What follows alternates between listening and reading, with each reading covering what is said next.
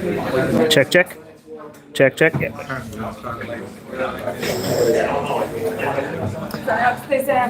Hold on, sorry. Yeah, sorry.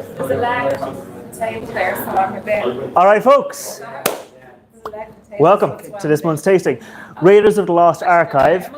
A fantastic little pun that came up at the last of these tastings where we were like, oh, what do we call the next tasting? What do we call the next tasting? And myself and Ali just kind of workshopped Raiders of the Lost Ark, hence the lovely little Indiana Jones searching for an Irish Whiskey Society bottle there, because this is a fun tasting we've decided to do because we've been thinking about it for a while. There's a lot of weird, wonderful old whiskies in the archive, in whiskey, things we've bought for a while that we like, oh, we'll build up some of these for a tasting. Like we did that with the Dingle Wheel of the Year collection where we were buying those whiskies to build up for a big tasting. Some of the whiskies, like you'll see on the table here, it's just a whiskey we said, this is going to be interesting. Some of them, we said, oh, let's use those for a tasting, like Redbreast, Dream Cask, some of those whiskies. They are not on the table today because we're hoping to build up tastings in the future. But today, we're taking off some of those weird and wonderful examples.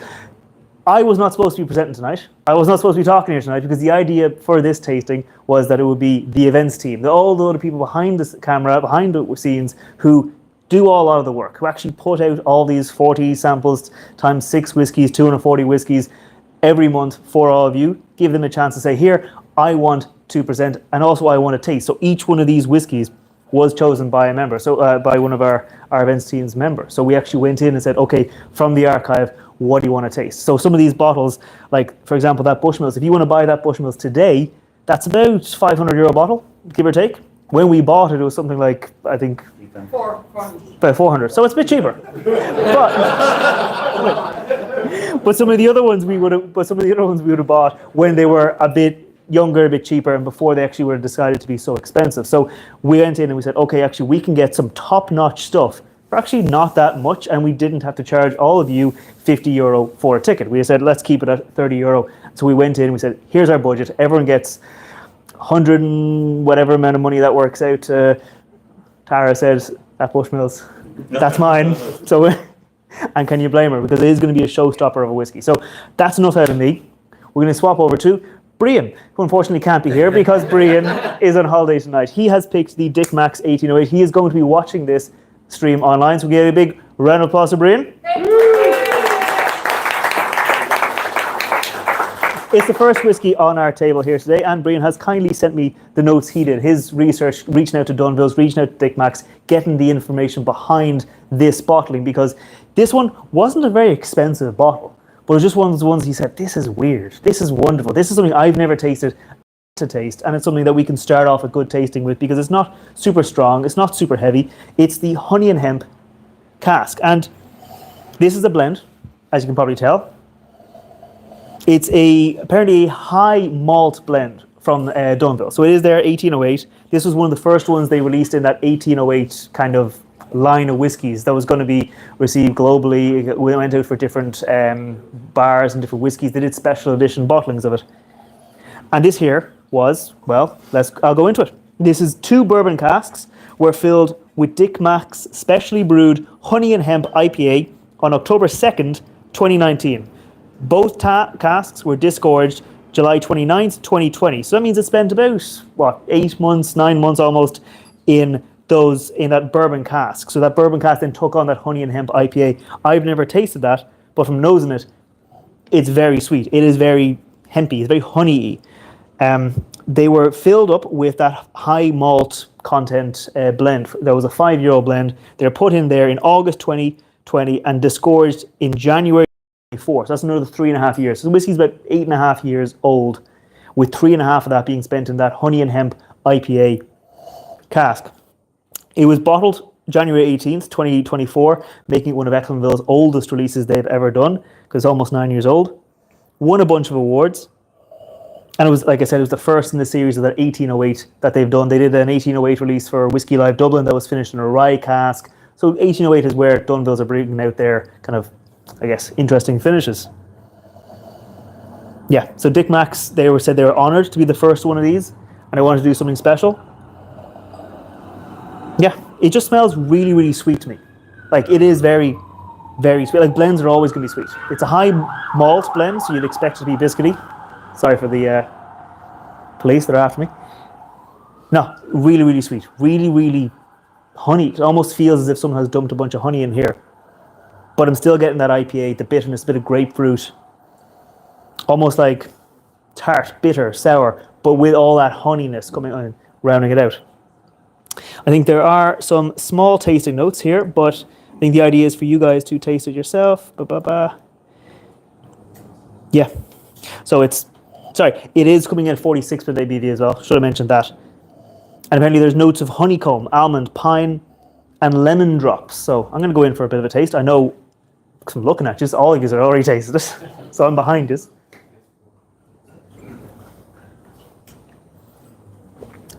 Oh yeah, you can really get that IPA, the bitterness, the tart, almost like pinching in with your cheeks. You can feel that grapefruit, the IPA, the hops coming through.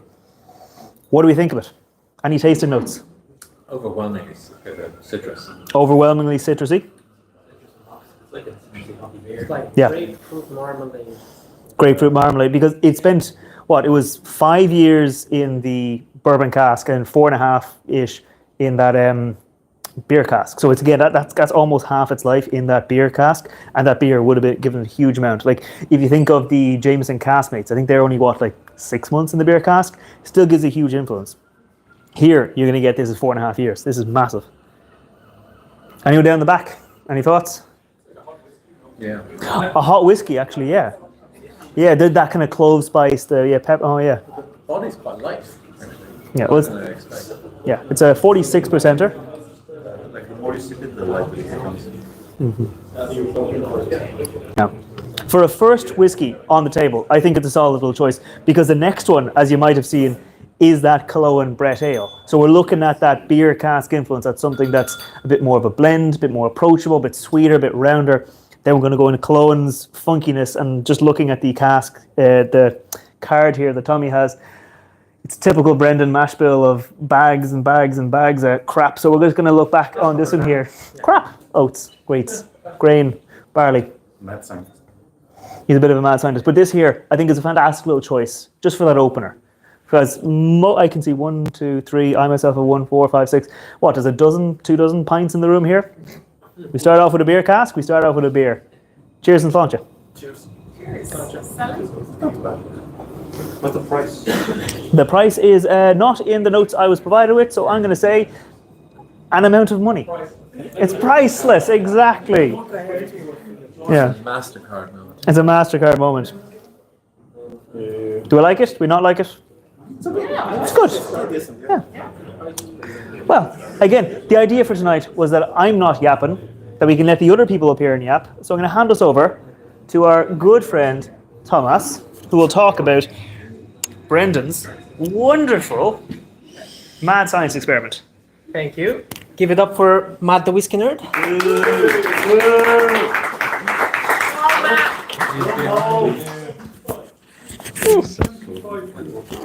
When it was, you sold it back in April 24, and it was 75 a bottle then. Who was can you repeat for the folks on that? I did not. I did not. 75 bottle. Oh, 75 bottle. Yeah. I think I got 2 of these as well when Peter White told us that they are releasing it. Yeah, it's good. It's actually quite good. All right, Killowen.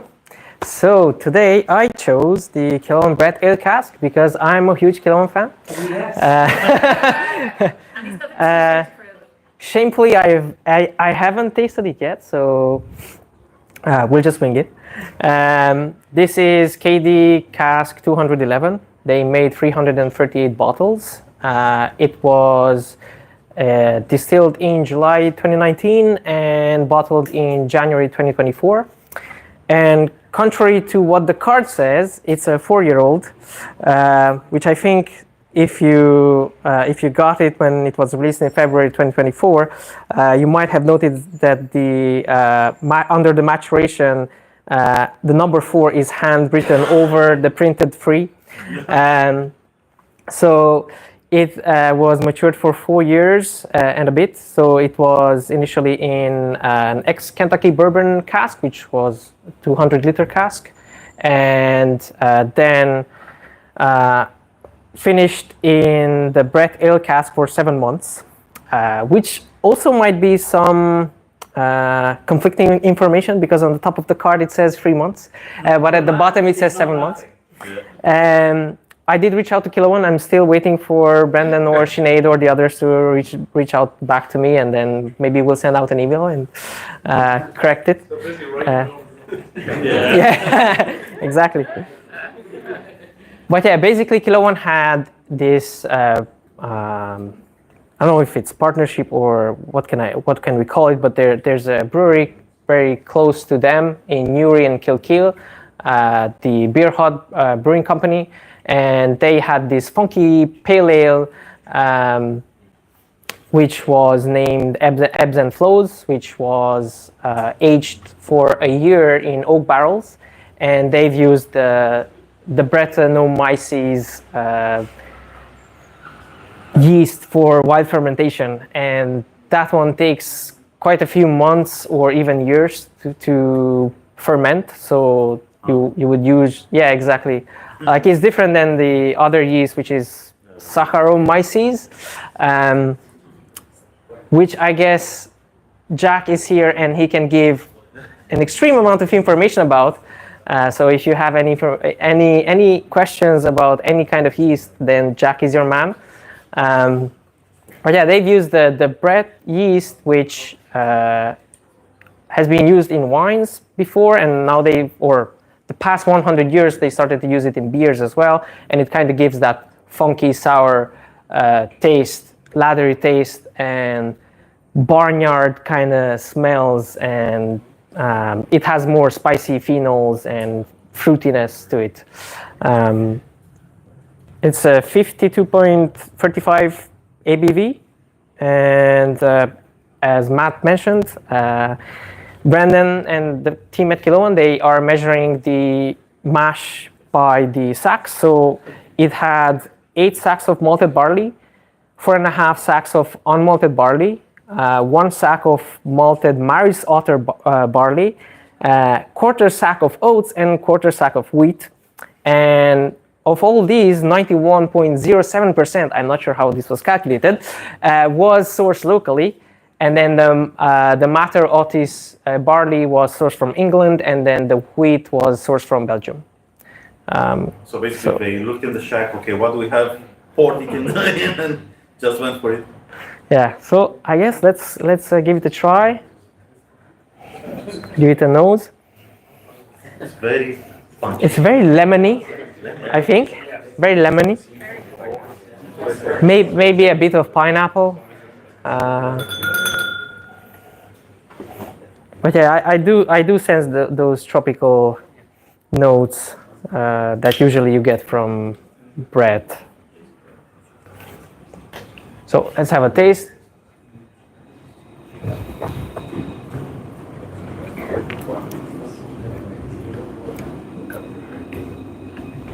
Ooh, very lemony on the taste as well, like very pineapple cake kind of. Grassy. Yeah, very, yeah, grassy. A little bit effervescent. Almost like fizzy. It's like those Chupa Chups with lemon. We need someone to come up with a childhood boiled sweet. It's a bit spicy as well on the finish. What do you guys think? It's very ale influenced. Like you can Very feel. ale. Oh yeah. It's like very sour ale influence. You can't see it, but We were just thinking, The yeah, bottom. due to the previous one, which is so sweet. This is more sour, more, yeah. so And we could kind of. Compare it against the first one. What do you think? This one is like honey. This one is more like lemony.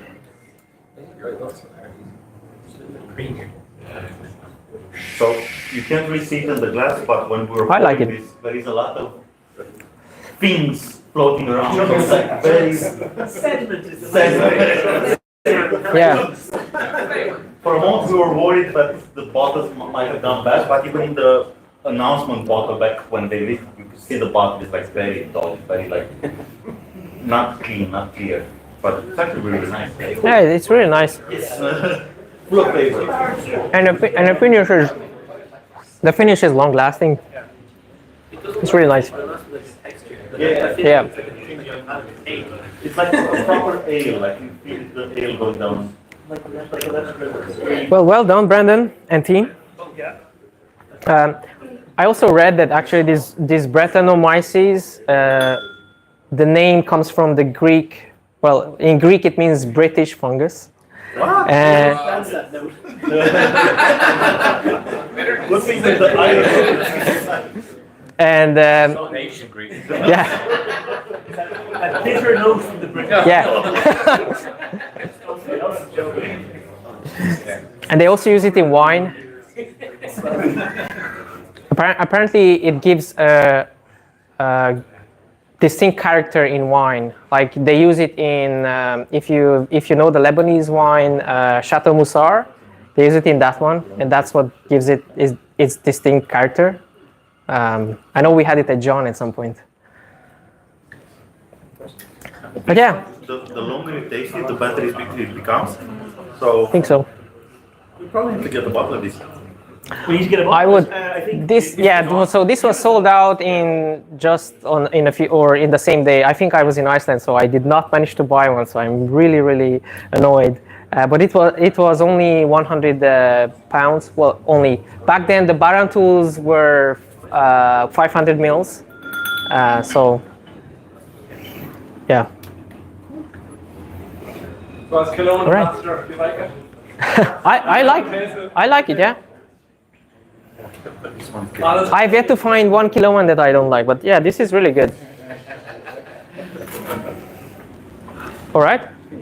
With that, I'll hand it over to Matt again. Thanks, guys. Oh, sorry. So now your placeholder for. I'm back. The event that wasn't supposed to have me talk at all, except maybe to introduce the idea of it, I'm back again because unfortunately our president, Ali, she had chosen this whiskey. She is unfortunately out sick, so can we give a bit of a round of applause for Ali? And she will be tasting this whiskey in a couple of days when she's recovered. So hopefully she enjoys it as much as we're about it. This is a whiskey. As she's recovering. Hopefully a bit of a hot whiskey. I wouldn't use this for hot whiskey. This is the Irish Whiskey Society Midleton bottling. And this is a bottle with which I'm not particularly familiar with because obviously I wasn't around when it was bottled. This was bottled in 2012. So anyone here, raise your hands quickly. We've got 1, 2, 3, 4, 5, 6, 7. Okay, make me feel like a newbie. But yeah, we've not many people who were around at that time because this is one of our original bottlings, I guess. I've heard people say that this is not a great bottle compared to some of the bottlings that came later. But for me, I mean, this is a cask strength, single pot still, Midleton Very Rare, nowadays called the Midleton Very Rare Barry Crockett edition. But this is cask strength and it is 17 years old. So I do not think you're going to find much like this on the shelves today. That's why we raided the archive. As you might notice, there's a little bit of a theme on the table. So we had 2 lightish whiskies. We had 2 kind of beer finishes. I know one was cask strength. We had that beer finish. Now we're going back to a whiskey that was entirely in bourbon casks. If I'm getting it wrong, I'm sure Jack will tell me if I'm getting any of the information wrong. But this was entirely, I believe, in bourbon casks. And you will notice it's number 3 before we go on our break. And this is from one of the 2 big giants on the country. This is from the Midleton Distillery. Our last whiskey will be the Bushmills Causeway collection, also a cask strength, some of the other big heavy hitter distillery in the country. So that's why we kind of said, look, this is a good way of breaking up the event. I know the next one is a single grain, but it's going to be cask strength. It's going to give us a different funky wine kind of finish. Space up here. And yeah, so this is what we've got here. I'm just going to read the notes on the back of it because this one is an interesting one. We will pass the bottle around because it is empty, so I'm not going to trust any of you to be drinking it. This, if anyone's gotten some of our recent Irish Whiskey Society bottlings, you'll notice that the bottlings all have our own label. They have our label that we've designed, that we've created. This one here on the back of it has that Midleton Very Rare pot still thing that you'll see on the back of their green spots. You'll see on the back of the Midletons. You'll see on the back of it because this was so long ago that we were still setting up our bottling line. So this is selected by the members of the Irish Whisky Society at a blind tasting at the Bow Street Distillery on the 5th of April 2012. On the nose, it apparently, this is the first time I'm tasting it because I'm so new I've never tasted this one.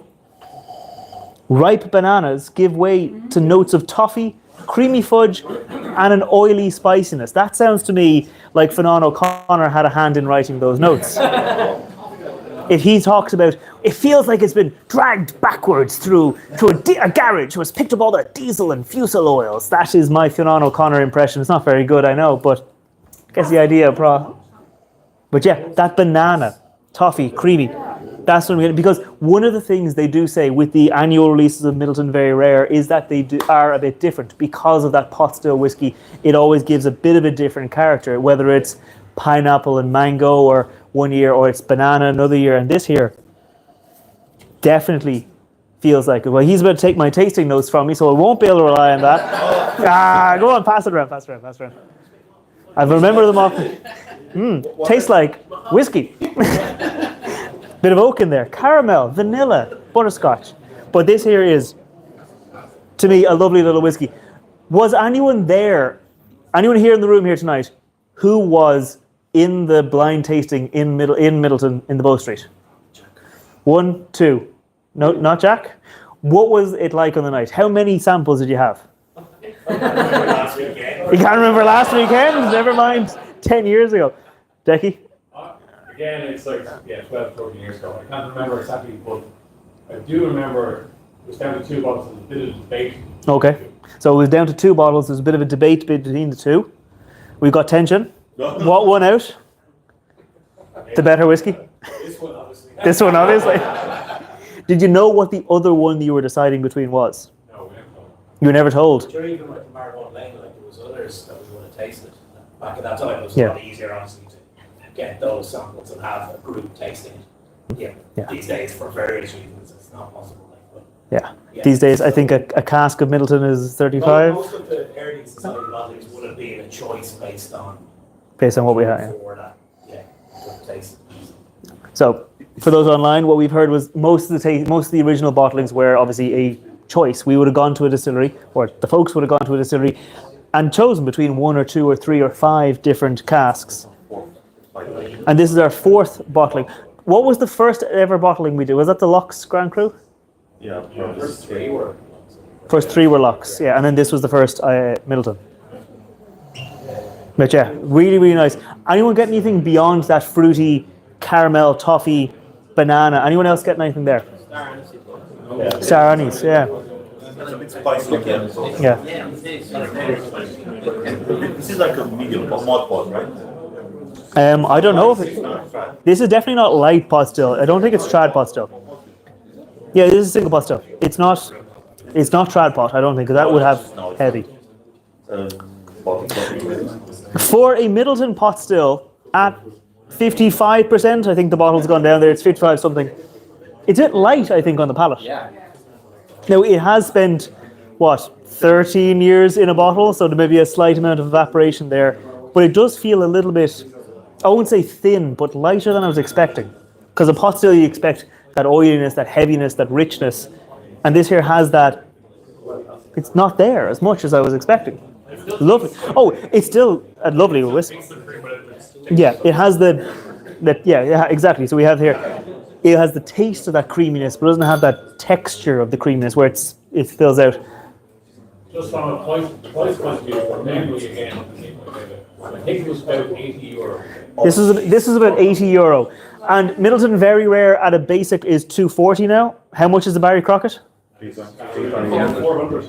It's 400, and this is cask strength. So this would be what, €500 bottle at least nowadays. Cask strength, Most members got to buy probably 2 to 3 bottles. Yeah. and most members. So Similarly with the Maribor Lane. we all clocked whose hands went up a little while ago. We're going to follow them home, and we're going to rob them. Again, I don't know where I live. So. It's like a World's original sweet. Yeah.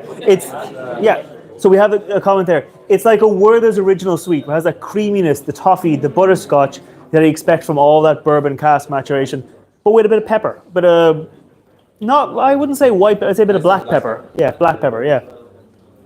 Real nice lingering. Yeah. Yeah. I think the guys back then knew what they were doing. I think the distilleries might have been making, maybe they're making better stuff today, but I think that was a solid little whiskey. I mean, a night in Midleton distillery, I think you're going to get fairly well on. I think you're going to end up making some bad decisions, but I think this was a pretty good decision. We all agree? Anyone else have any comments or questions? I can direct them to Decky down the back. Does anyone else get like a multi vet cardboard? Hazelnut, like custard, hazelnut, the artificial, the the hazelnut syrup they put into a coffee. That kind of like it's not the chemical, yeah, but that hazelnut syrup, that sugary, yeah, hazelnut, yeah. Anyone else? Are there any comments from the folks online? There's not many because most people are obviously on holiday. This was actually, for an interesting little fact, this was, I think, one of the first tastings we've ever done where we sold out online before we sold out in person, because everyone's obviously on holiday. So if there are any folks online asking questions, let me know. 6 people online, excellent. There were 7. And if you're watching this live stream later on and you're asking questions, I'm not going to be watching the comments, so send us a text. We have an Irish Whiskey Society WhatsApp group. If you're not in the Irish Whiskey Society WhatsApp group, let us know during the break, which you're about to have, and we will add you to that WhatsApp group where we just kind of talk about things, share some photos from events, and just have some general good times. It's not a big spam group. I don't think anyone sells anything in that group. It's just a group to have a chat with fellow members. So I'm going to put my whiskey down. I'm going to say it's a bit of a good time to have a break. Yes. We're going to take, it's now 8 o'clock, so just on time, I think. We're going to take, 15 minutes, go downstairs, have a bit of break, have a bit of water, because 1, 2, 3, and 4 whiskeys on this table, I think, are cask strength, or is it 5? 5.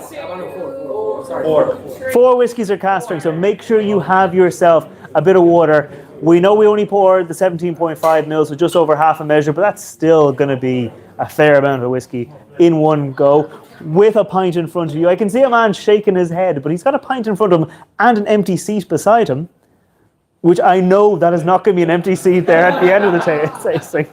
So, thanks very much, folks. I'm going to shut up, let's have a break, and pass on to our other wonderful Event Society members. Thank you very much. Back in 15 minutes.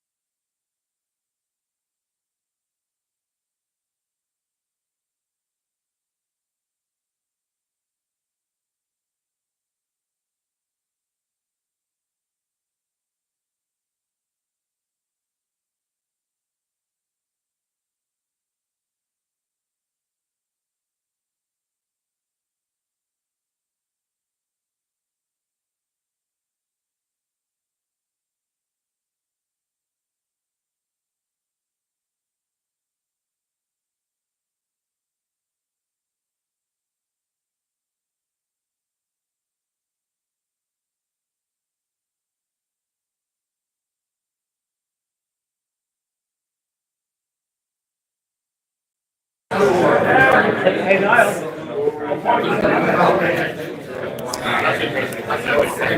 I'm just going to give this straight to you. You can say, get out of here, Matt.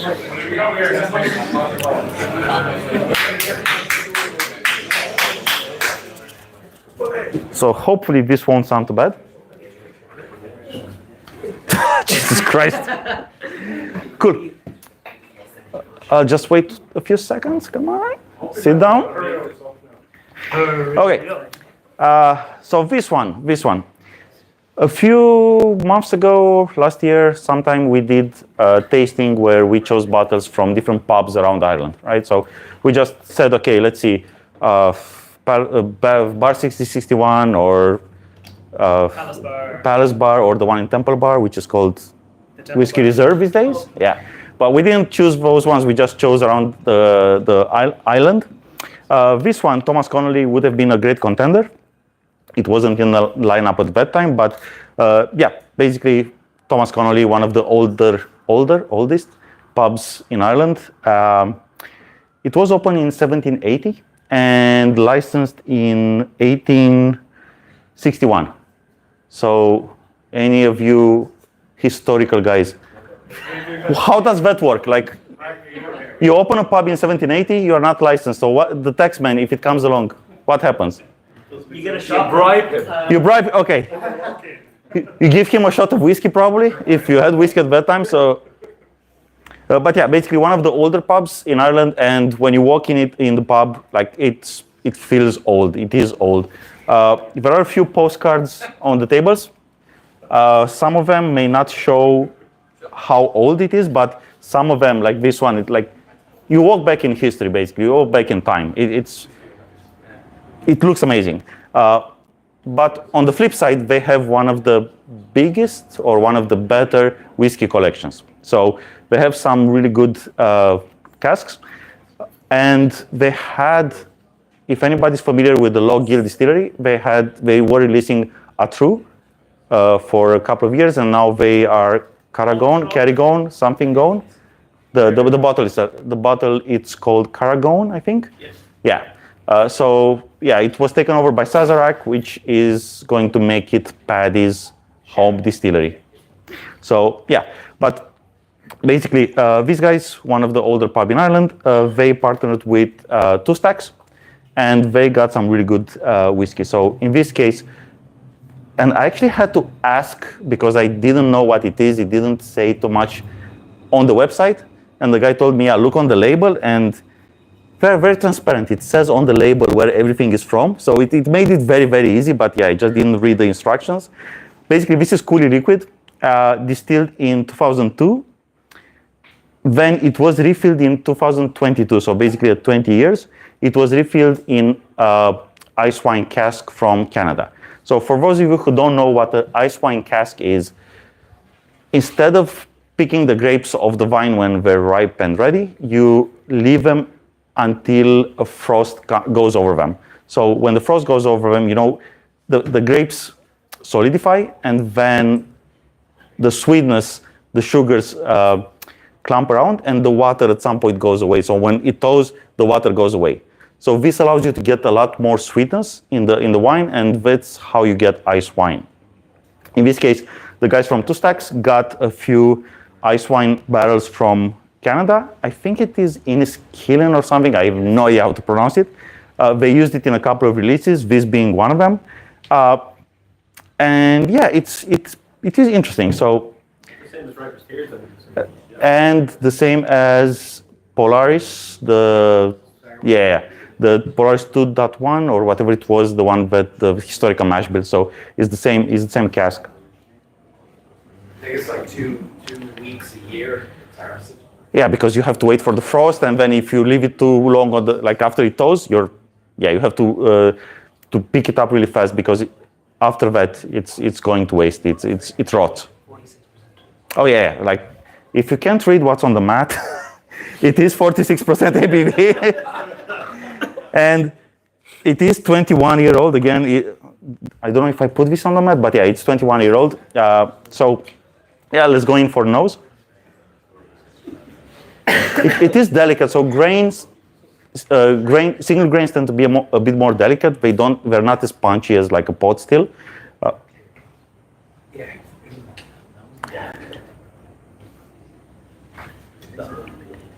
I think it's a bit like, it does feel a bit winey, a bit of plums, a bit of I don't know, red fruits.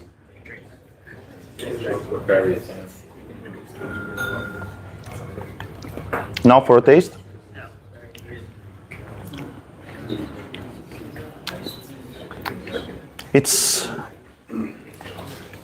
It like the mouthfeel, again, it's a grain, so the mouthfeel is less, but like it keeps going and going and going, and it feels quite nice. Rhubarb and custard tart. Rhubarb and custard tart. It's like the tartness of the rhubarb with the creaminess of the custard. It's like that. So, because I'm not from Ireland originally, I have no exposure to what he said. So, rhubarb custard tart. Where you've got like Just checking, when you say Cab Franc, Yeah. it's with wedding planning, is it? Sorry? When you say Cab Franc, it's nothing to do with wedding planning. Cab Franc. Don't mind him. Don't mind him. It's Cabernet Franc. Yeah. It's like Brandon, you know about Brandon's hotel. Yeah, that's it. If you're around the. Jeez, you guys are talking in tongues. I have no idea what. Don't mind him. But yeah, again, it's wine cask from Canada, ice wine, Canada and ice, they go together, so very good. I have to try the ice wine itself. I haven't, even in Romania, we actually have ice wine. Because like when the closer you get to winter, you get a good frost, you can make ice wine. And it does tend to be like very, very sweet. It's mostly a dessert wine. You wouldn't really drink a bottle of that because it would be bad. But this one is really nice put together. So it is a bit delicate because again, it's a single grain, but the nose, if you give it a bit of time, it grows on you. And then the taste, it's really smooth experience. And at the end, it has a nice little finish, but yeah, I quite like it. And this, how much was this? this was 140 quid for a 21-year-old. So, okay, it's okay. This one they do in cans. No, that's the Italian sweet wine class. That's a Celtic. But yeah, I would sit with a bottle of this, maybe not during the summer, because it's a bit too on the sweet side, maybe like in autumn or in winter when it's a bit cold outside. I would sit inside and near a fireplace and just enjoy this. What? That could be our summer as well. Oh, yeah, well, yeah.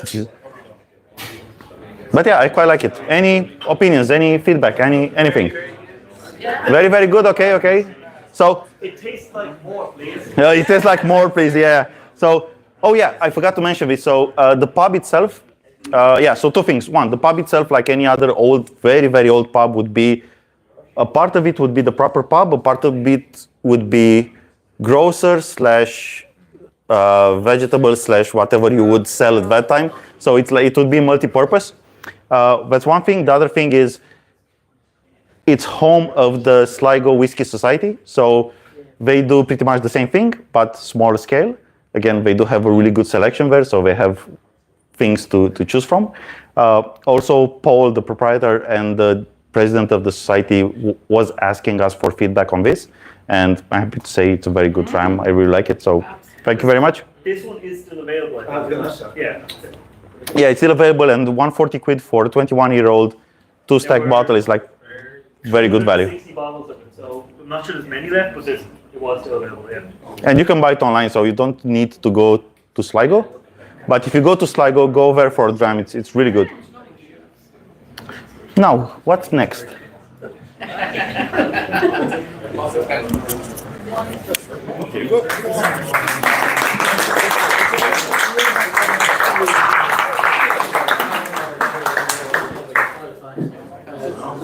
Hello. Silence, please. The man who is most firmly behind the camera, we have Niall here, and I think Tommy is taking the most unflattering photo. That's why I'm behind the camera. So my selection was the Irishman, which was, and this has turned out to be a bit of a ode to / apology to the Irishman. So I grew up in Carlow. Walsh whiskey is from Carlow. And exactly. And mind you, from where you're from. And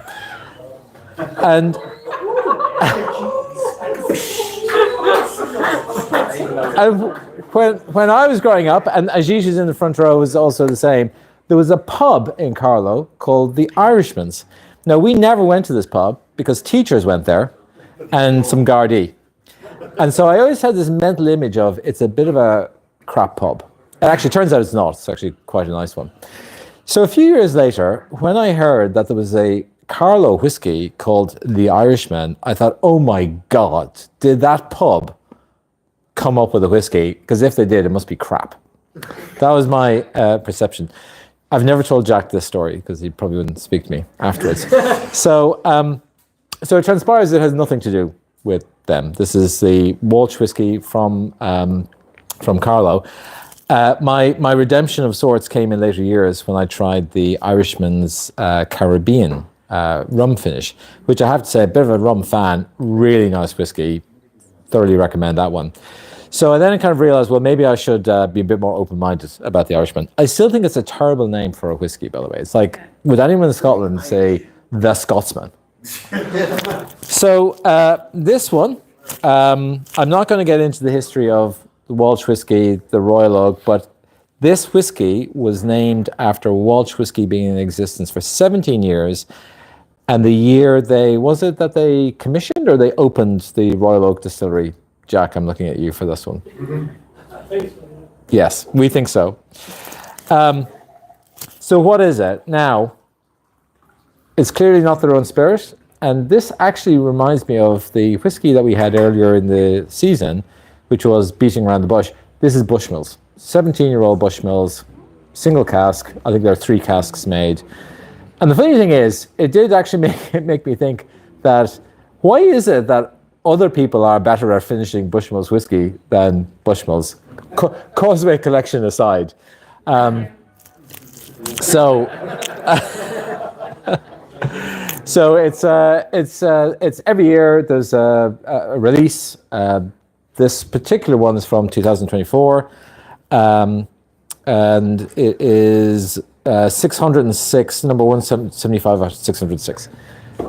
So, €150 if you were to buy it now, 56% ABV. So while others here have gone back to the distillery to ask for facts and figures about the whiskey, I'm a bit too busy at work for that. So I went to ChatGPT. So I asked ChatGPT for tasting notes for this particular whiskey. And as you can imagine, the robots can't taste whiskey yet. Our job is safe. But what they are very good at is finding multiple different reviews and indeed blogs. So what I'm going to go through is what, technically it wasn't ChatGPT. For the IT nerds out there, it was Perplexity. So I'm going to go through the tasting notes, and you got to tell me how much you agree or disagree on this one. So on the nose, dried fruit. By the way, I should have said this. This is 17-year-old Bushmills in Oloroso cask. Nothing else. There's no bourbon, just straight Oloroso, no additional finishing. So not a huge surprise to get dried fruit. Yeah. Toasted almond. Maybe a little bit. Spice and citrus. So those were, I thought, the standard notes. Then we got into the more interesting ones, which is linseed oil. I have no idea what linseed oil is. Never mind what it smells like. Exactly. And I'm certainly not drinking it. Oh. I still don't know. And then we get into the... Then we get into the more adventurous tasting notes. Chocolate-covered nuts. So quite why chocolate-covered nuts is different to chocolate, I don't know. Which nuts did they cover in chocolate? I don't know. Peanut M&Ms. And they're not peanut M&Ms. But then my favorite tasting note, and this is a tasting note, this is the nose, right? This is a little bit, one might refer to another member of the organization. Warming, inviting character akin to a roaring winter fire. Right. So the robots might be coming for our job. Yeah. Now, personally, I'm getting Oloroso off this nose. Dried fruits, this is classic, really yummy Oloroso. So now, moving on to the taste, the palate, I should say. I think the robots spread yummy. Yes. So the sherry bomb is actually what I would describe. That's not what ChatGPT or Perplexity described as. Sherried raisin richness. I think yes. Layers of cinnamon, ginger, pepper, and clove. Poached plum. Yeah, poached. Not getting that. Tobacco and coffee beans. I don't know if you eat your coffee beans. Maybe that's the chocolate covered ones. But tobacco, yes. And then we start getting into the more adventurous tasting notes with accents of apricot jam. Not really. Followed by gentle leather. I'm not. I thought long and hard about gentle leather. What's non-gentle leather? What's gentle leather? But we're not lost. We're still on the chocolate covered notes because there are apparently undertones of chocolate covered fruit. Oh, what fruit? Not. Now I do get a chocolate. But do we know what fruit? I would guess strawberry would be like my one. Covered raisins. Yeah, that's probably a more accurate one. But my favorite one was Twister Ice Lolly. Oh, wow. I actually don't even know what a Twister Ice Lolly tastes like.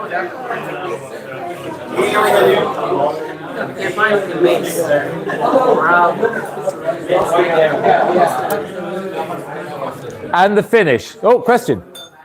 Sorry, the reference from your AI tool that told you, who was it that said Twister?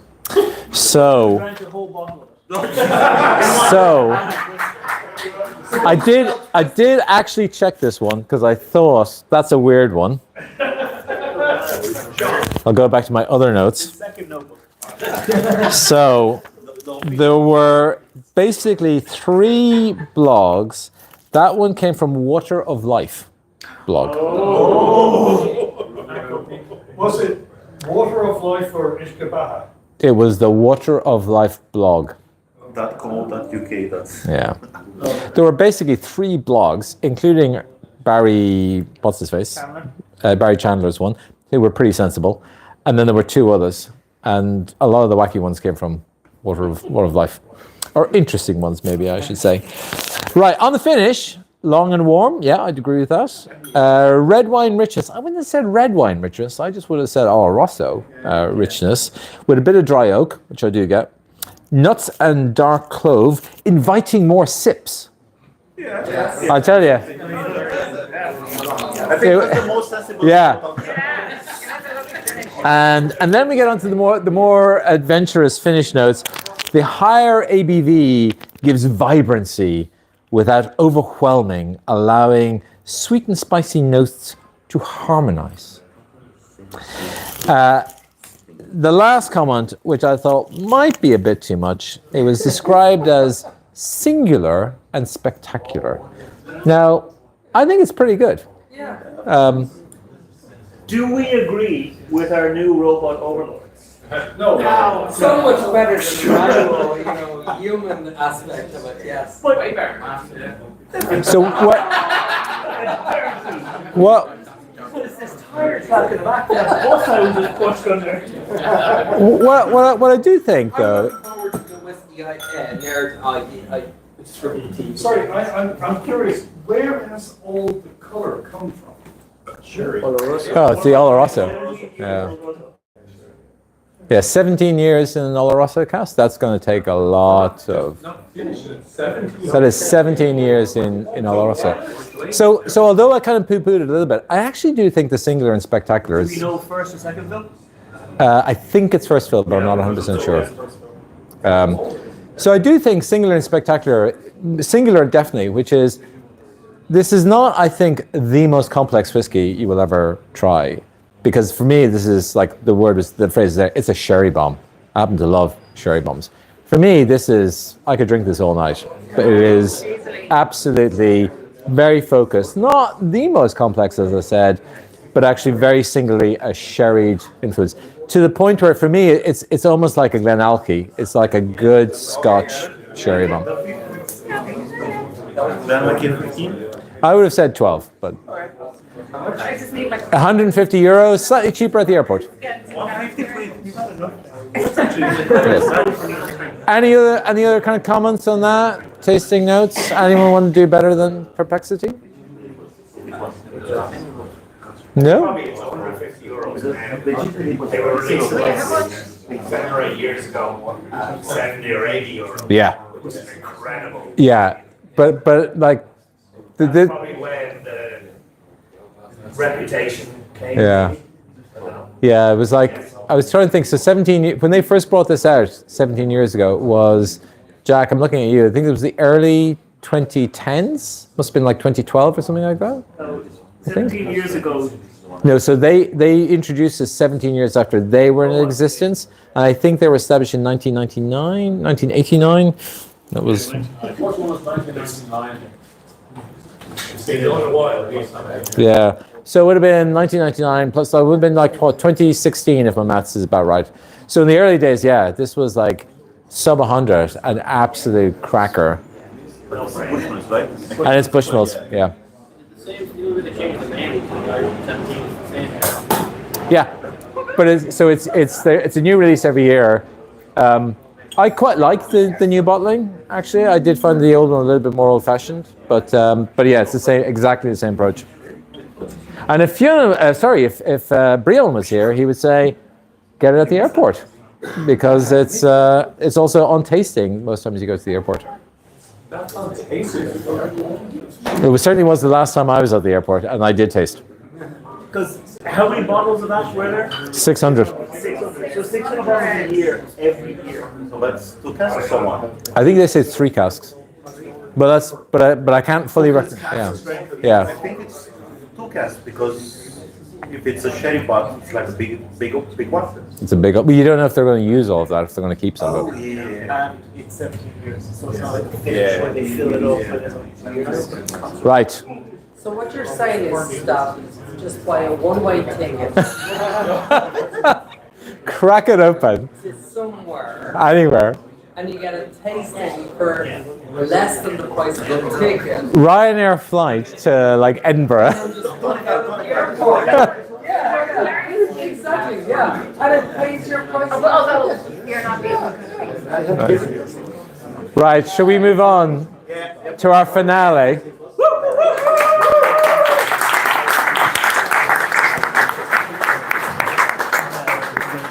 The thingy.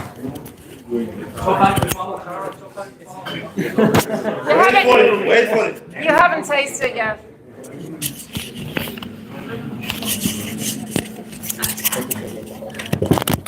You're working me top. Okay, right. Okay, so I don't know what any of you were doing on the 27th of April, 2023. But I know what I was doing. I was right here in this room, and I was sitting over there, and we were facing that way, and it was a grape and grain tasting. And I was very fortunate that on the night it was the Bushmills Malaga cask, the non-chill filtered single malt that you were all about to have for number 6. And I remember distinctly, like I said, I was sitting right over there. It just shocked me to my core that something could taste so amazing. Now, at the time, it was €400, and it was the most expensive whiskey I'd ever tasted up to that point. and it's now 500. So it will be the most expensive whiskey I've ever drank tonight at €500. So anyway, and I did run it through ChatGTP, but I need to find a different one because it didn't give me very good notes. And also the woman in Bushmills also didn't give me very good notes. So I'm going on some other blogs. So there was only 2,491 bottles released. And it was exclusive to Ireland. Yeah, and it is still available, but like I said, it's €500, so maybe that's why it didn't sell out so quick. It spent 11 years in Oloroso sherry butts and bourbon barrels. So hold on, distilled in When was 95? When was it distilled? 1995. Okay, so 11 years. Yeah, so it was 11 years in Oloroso sherry butts and bourbon barrels. Then master blender Helen Mulholland finished it in old and rare Malaga casks for 14 years. So partly why I picked it was because I just come back from Malaga, and partly because I do remember being shocked to my core that something could taste so amazing as I sat right over there in April 2023. So the colour. According to the internet, it's antique gold. Well, no, I think according to Bushmills, that was antique gold. Not that I know what antique gold looks like, but I would say it is Class. very nice. Also, a burnished bronze sheen. Would you agree? It's definitely more bronze than, I don't know what antique gold looks like, but it definitely looks bronze. Bronzy, rusty, almost color to me. Then on the nose, yeah, various things came on the nose. See if any of you agree. Black coffee. I thought I drink a lot of coffee. I don't get black coffee. Nuts, sweet wood. I don't sniff wood that often. Then other things in the Bushmills notes were pineapple, mango, apricot, eucalyptus, and dark chocolate. I definitely got a bit of dark chocolate. Definitely got. It feels stronger on the nose than the Irishman, despite the fact that the Irishman is also Bushmills. Yeah, and a higher percentage. I should note that this is 53.3. So you may, well, obviously taste it first, and then if you want to add a drop of water. But I think this is wonderful. We'll go ahead and taste and see if anyone has anything. Smell and taste. What? Age statement? Well, So it's 1995. yeah. So it was bottled in 24, so that's. No, it was released in 2000. Yeah. No. 2000 is like 25 years ago, no? Yeah, actually. 2020. Hang on. No, it was. It was released. Sorry, 2020. It was released. Sorry. So it's old. 25 Where are we going? Yeah. You can look at the bottle. 25 years. So it's 25. Okay.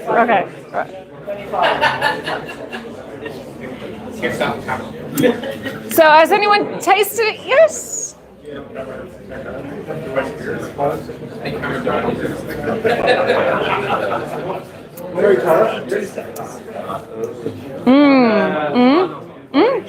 Oh, I think it's gorgeous. So, some of the official Bushmills notes say that it's got the signature Bushmills fruitiness. I haven't drank that much Bushmills in my time. Anyone agree or disagree? Signature Bushmills fruitiness? Yeah.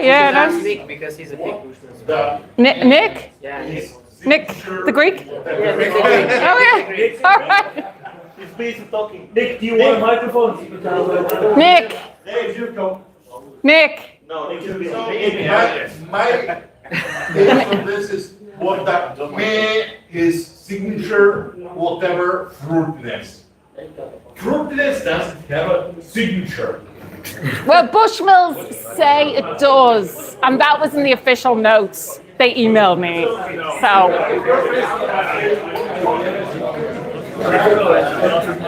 Okay, right. Okay, we'll move on. Anyway, other notes. So, other things on the palate. Deep velvet honey sweetness evolves into spiced plum cake batter. I don't eat much cake batter raw. Dates, raisins, toasted hazelnuts. Oh, so good though. So good. A little bit of water down. It's so easy to come back and to just sit with it. Yeah. Oh yeah. Yeah.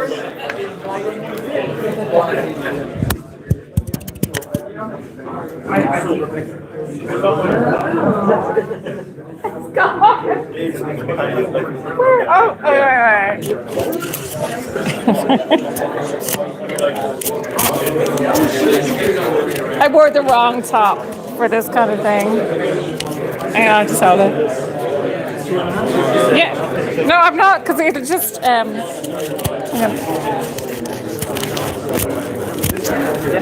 Okay, I just won't move. Okay.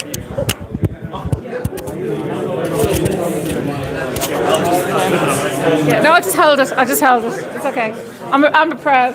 Okay, so would everyone agree? Quiet. Would everyone agree that this is the best of the night? Can we not have a show of hands? Can we not have a show of hands? We'll do that in a bit, but it's okay to have your favorite. Okay, well, this is my. Well, no, I have to say,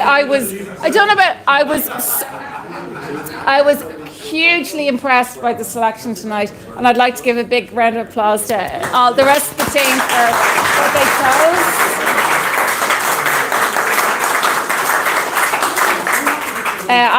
There was stuff there I wasn't familiar with or I had never had. Like I said, I was lucky enough to have tried this in April 2023. So I hope you all enjoyed it. And just if you just want to savor, add a few drops of water. And any feedback, like any comments on just, don't ask me anything too complicated. Yes, the man with the curly hair. The curly hair? Yeah, no. Without water, when I first went at it, it was very close. It wasn't opening up to me at all. And I was going back to the Irishman, and that was open. Okay. Put a few drops into it, it did change.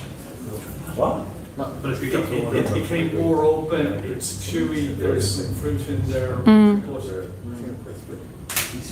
it's good. Would you pay €500 for it? Yeah. Would you pay €30 for a tasting of it? Oh, I'll pay. I'll pay €50 for a tasting with you lot. Yeah. Thank you.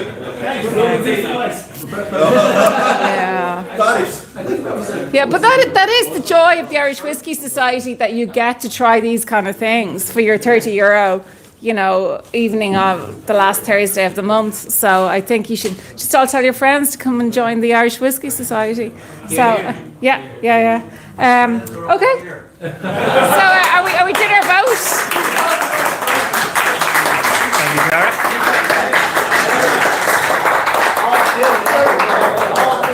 And can we get a round of applause for Tara?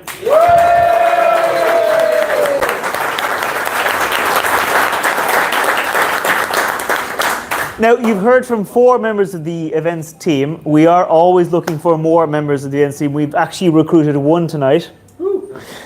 And if you all want to be part of the events team, you can just let us know at events@irishwhiskeysociety.com or in the WhatsApp chat, or just come up to us afterwards. You get to be part of events like this. You get to plan things and say, you know what we should do? We should do something that's the rum finished whiskies. If you remember the rum finished whiskies, that was all from Alex. The beer, the rum finished whiskies was all your job. If you remember the pub finished whiskies, that was all Marcin, who's not here tonight. He's also online. Round of applause, Marcin. For that idea, someone just says, you know what I'd love to do?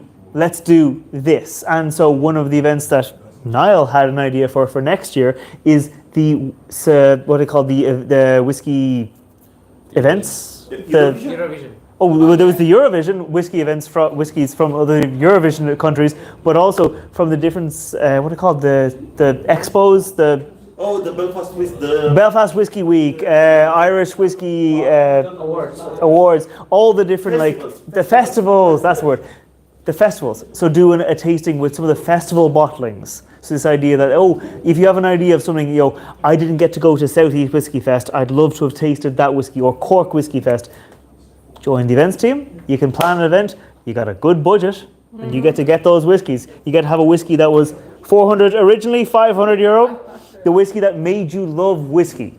So if you want to be part of the society, you want to be really involved in it, let us know. We will be more than happy to take you on board. Sometimes it's just pouring whiskies, sometimes it's planning events, and you will get to know the brands. As Alex, as Tommy will tell you, you get swag sometimes. You get a bit of...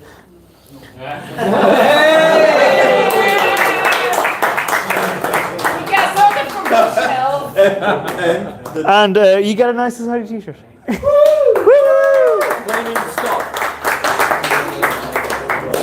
I hope you had a good time. We had definitely had a good time pilfering the archives. We definitely had a good time tasting from the archives. Been a great society event. I think we're going to look forward to the next event. We have plans for Blackwater. We have plans for Heaven Hill Distillery. And we have plans for a few other kind of fun. If you might have noticed, the Halloween this year falls very near Thursday. There may or may not be a smoky whiskey event for that. Ooh. So we'll be having a few good fun events and a few other kind of weird and wonderful ones. One of which Tara's organising. That I'm just going to tell you what it is, and I'm going to let you think of what it actually means. The term misky. Whiskey, but with an M. There's an event. There's an event coming up with Misky, and I'll let you decide what it is. It's going to be a weird, wonderful, and fun little tasting, and it's going to be a great little fun night. I've been Matt. I'm hoping that you had a good time tonight, and I'll see you again.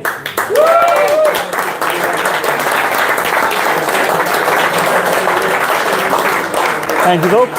I will see you again.